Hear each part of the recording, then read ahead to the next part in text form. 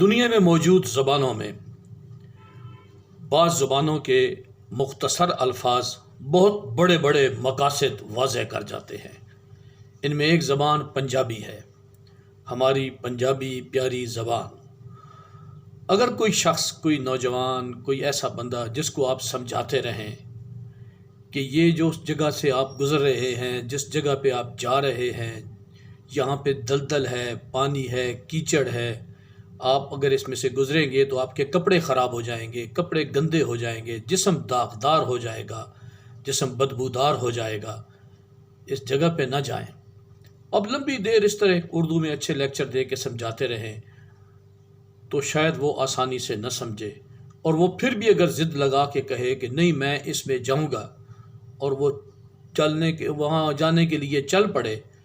تو اس کو پنجابی میں ایک ہی لفظ کہیں، ہلا وڑ۔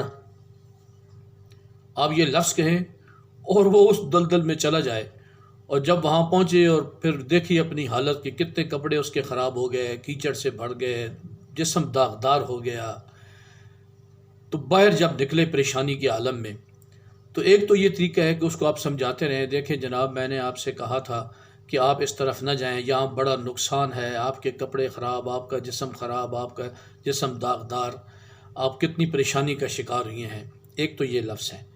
اور اگر انتہائی سطح پہ اس کو الرٹ کرنا ہے تو انتہائی سطح پہ الرٹ کرنے کے لیے سب سے خوبصورت الفاظ پھر پنجابی کے ہیں، اور پنجابی کے لفظ یہ ہیں، اور وڑ۔ آباد رہیں، شاد رہیں، نکی عید نی وڈی وڈی آپ کو مبارک ہو۔ طاہر فرامہ ٹک۔